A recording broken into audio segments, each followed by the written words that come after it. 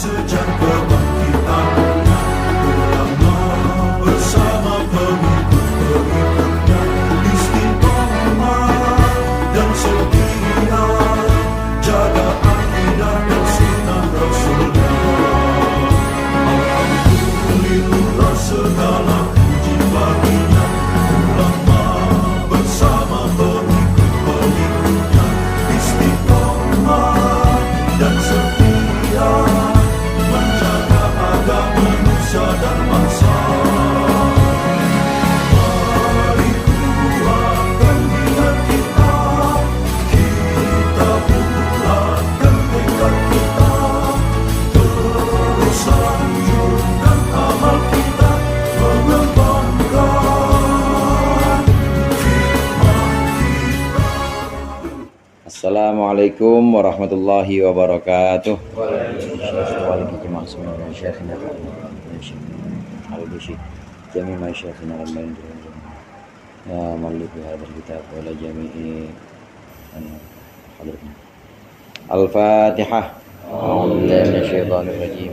Bismillahirrahmanirrahim. Alhamdulillahirabbil alamin. Arrahmanir rahim. Iyyaka na'budu wa iyyaka nasta'in. Shiratal ladzina an'amta 'alaihim ghairil maghdubi 'alaihim waladdallin. Alhamdulillahil jalalil ikram ala ma akmalahu min dinil Islam, wassalatu wassalamu ala nabiyil huda war rahmah, al mab'uthi bil kitab wal hikmah, khatamin nabiyyin wa imamil mursyidin, sayyidina Muhammadin wa alihi wa sahbihi wa atba'ihi ajma'in, amma ba'd. Fa inna ahsanal hadithi kitabullah wa khairul hadi hadi Muhammadin sallallahu alaihi wasallam, wa syarrul umuri muhdatsatuha wa kullu muhdatsatin bid'ah wa kullu bid'atin dhalalah. Para ustadz, para hujat, segenap sesepuh dan jamaah majlis ta'lim dan dzikir al-halaqatul munfarijah yang dirahmati oleh Allah. Mari sama-sama sebelum kita mulai dzikir kamilah yang ke-7, mari kita lanjutkan pengajian kitab Mau'izatul Mukminin tentang adab ketika bubar dari perjamuan para tamu atau bubar dari menghormati tamu-tamu kita. Tamu-tamu itu datang membawa rezekinya, saudara, dan pulang membawa dosa kita. Artinya kalau kita datang tamu, petamuan gitu, didatangi oleh tamu, sebenarnya makanan yang kita keluarin emang bukan rezeki kita, itu rezeki tamu itu.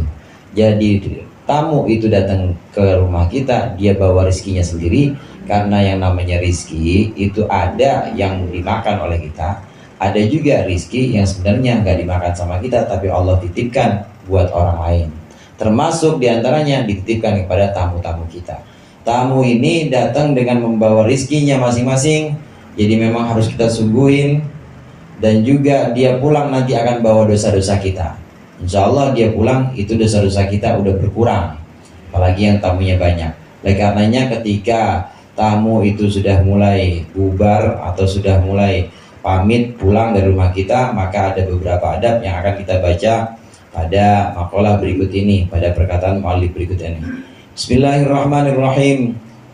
Qala al-muallif rahimahullah wa nafa'ana bihi wa bi ulumihi wa bi barakatihi fid dharain amin. Fa ammal insirafu falahu thalathatu adabin. Adapun adab ketika bubarnya para tamu, maka itu ada 3 adab. Al-awwalu yang pertama, ayyakhruja ma'ad dhaifi ila babid dari. Hendaklah tuan rumah keluar bersama tamunya sampai pintu rumah. Dar rumah, wa huwa sunnatun, dan itu adalah hukumnya sunnah. Wa dzalika min ikramid dhaifi, ini termasuk dari memuliakan tamu. Wa tamamul ikrami, dan sempurnanya memuliakan tamu itu tolaqatul wajhi, adalah berseri-serinya wajah, wa thayyibul hadithi, dan baiknya cerita atau ucapan, indad dukhuli, ketika masuk, wal khuruji, dan juga keluar, wa alal maidati, dan ketika menyuguhkan makanan. Ketika tamu pulang maka hendaklah kita anterin sampai pintu, saudara. Ada bahasa Arab itu ada adar, ada al-bait, yang sering kan bait ya, baiti jannati, rumahku, surgaku, bait.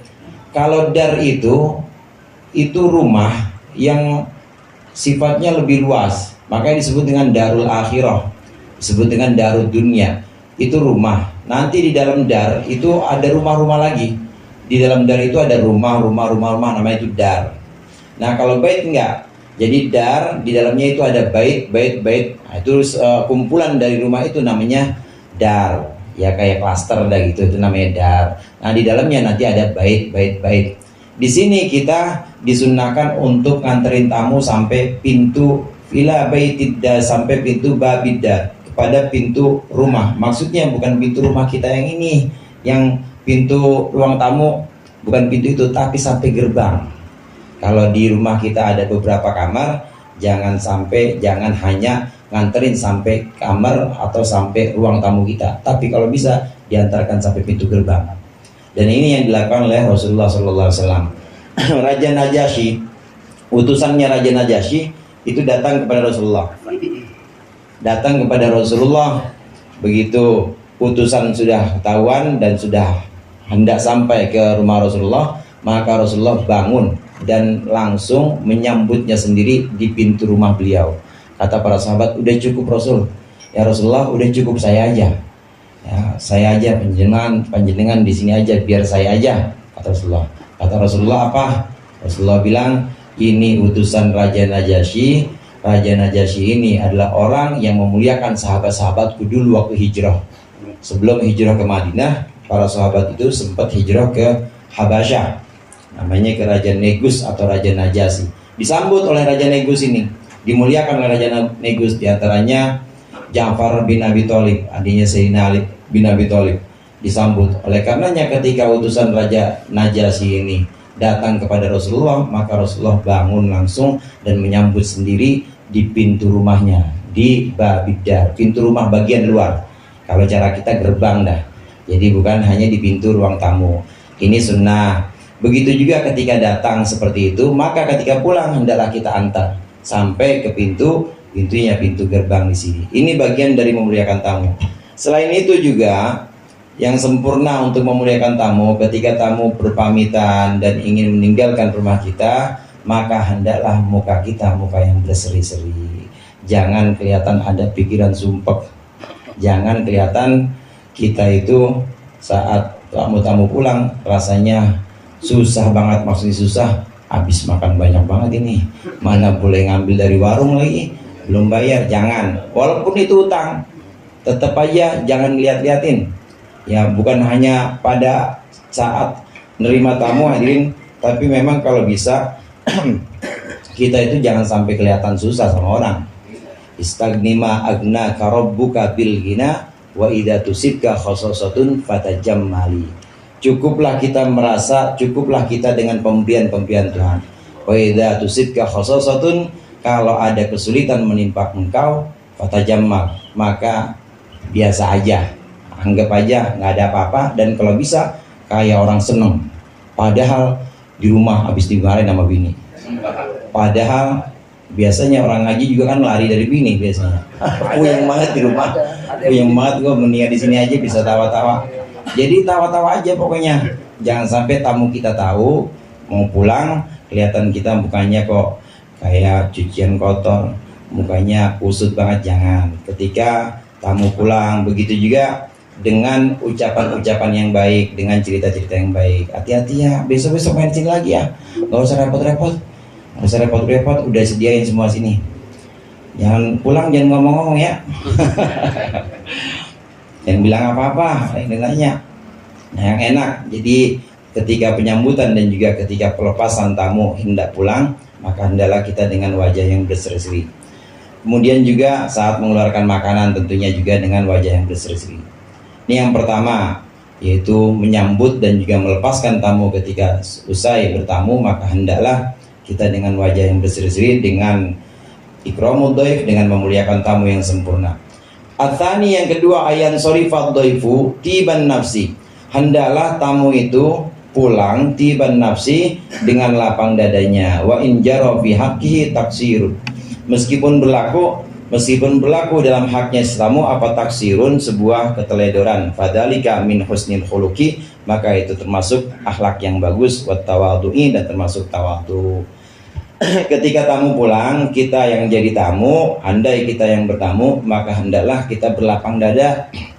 Kalau ada pelayanan, kalau ada perjamuan atau ada pelayanan dari tuan rumah yang kira-kira sembrono, teledor, mana kopi pada acak-acakan di piring kecilnya itu nggak rapi banget. Nah itu dimeremin aja, jangan dianggap. Pokoknya kita pulang sebagai tamu ini dalam keadaan lapang dada. Meskipun banyak yang kurang dari pelayanan tuan rumah itu.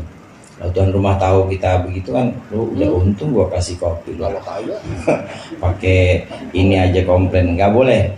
Tamu juga kita pulang harus dengan wajah yang berseri-seri. Tiban nafsi, ini berlapang dada. Ini bagian dari husnul khuluq dan bagian dari tawadhu hadirin. Orang yang akhlaknya baik dan orang tawadhu itu tidak ditujukan untuk manusia, tapi ditujukan untuk Allah. Jadi tujuannya dia bermuka baik, tujuannya dia berlapang dada, emang karena Allah, bukan karena tamu ini. Ini yang namanya husnul khuluq atau akhlak baik. Jangan kita berakhlak baik karena manusia, jangan, tapi karena Allah. Di antara tawadhu dan di antara akhlak baik itu yang dilakukan oleh Syekh Junaid Al-Baghdadi, Abdul Qasim Junaid Al-Baghdadi. Beliau ini pernah diundang sama anak kecil. Diundang, wahai Syekh, main ke rumah saya, dipanggil sama bapak katanya. Panggil sampai rumahnya, ternyata bapaknya enggak sih, kagak manggil.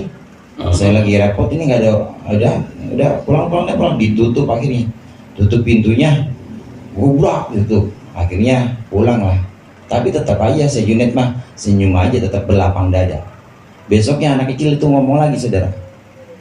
Tuan, guru, dipanggil mas ayah saya mau ketemu, ada urusan katanya, ada yang mau tanyain. Oh iya, ntar saya kesana ya, kesana. Sampai 4 kali saudara. Begitu sampai di rumahnya, pasti bapaknya ini pasti marah.